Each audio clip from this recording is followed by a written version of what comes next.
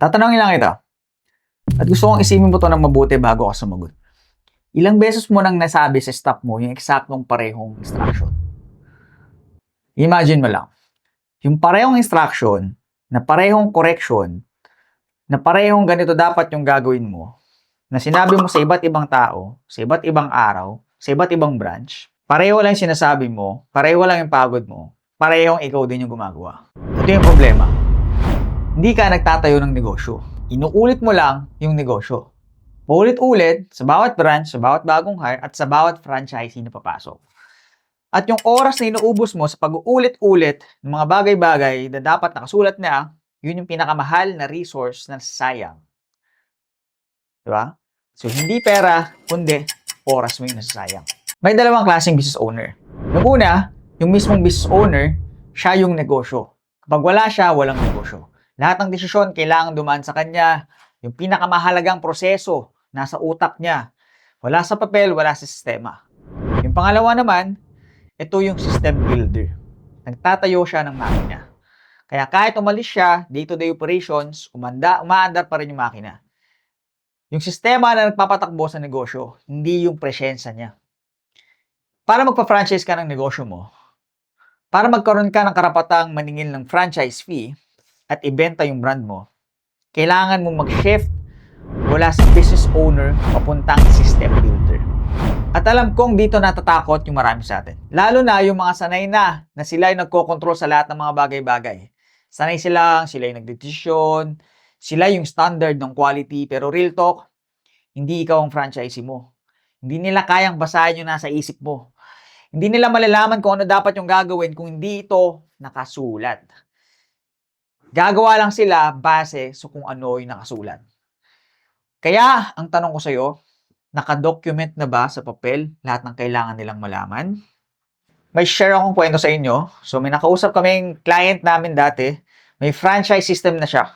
May branch, may franchisee na, may makakapal na binders na printed and laminated pa. Pinadala niya lahat sa mga branches niya. So, maganda. Maganda yung cover, may table of contents, ganda. Bookbind pa, kumpleto.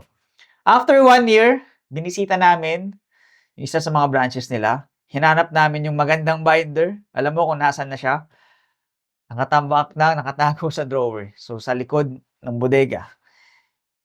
Pansin mo na matagal nang di nabuksan kasi maalikabok na. Hindi naman nila tinatago yun, ng sadya. Nangyari lang siya kasi sa totoong buhay, sa loob ng isang branch, walang oras magbuklat na makakapal na manuals yung mga staff mo. Pag may emergency sa kusina, may time pa ba sila? Pag busy sobra sa floor, may time pa ba sila? Yan ang problema sa printed manuals. Hindi yung content. Maganda yung manual, maganda yung content.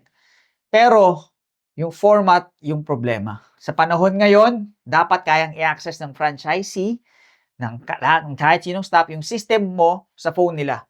Kahit nasa gitna sila ng operations, hindi nila hanapin sa likod ng bodega yung nakatagong binder. Ang digital system ay hindi na luxury ngayon. Requirement na to. Lalo na kung negosyo mo is franchising. Ngayon, sa module na to, ay didiscuss ng AI slides natin ang buong framework kung paano mag-build ng franchise system. Nandiyan ang 3 manuals, operations manual, HQ manual, at field manual. Ang SOP structure, ang stranger test, ang digital portal at LMS, pati ang quality control framework, lahat ng yan, detalyado, step by step, nandito sa slides namin. Pero bago tayo pumunta doon, gusto ko muna tong linawin. Kaya mo tong gawin mag-isa. Seryoso. Yung mga ituturo ko sa module na to, sapat na yan para makapagsimula ka on your own.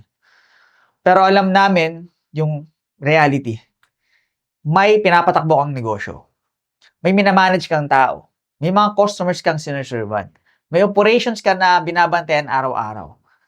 Diba? Meron kang i-scale. Meron kang mini-maintain na operations. Hindi ang tanong dito is kaya mo bang gawin? Ang totoong tanong ay, dito ko ba dapat gastusin yung oras ko?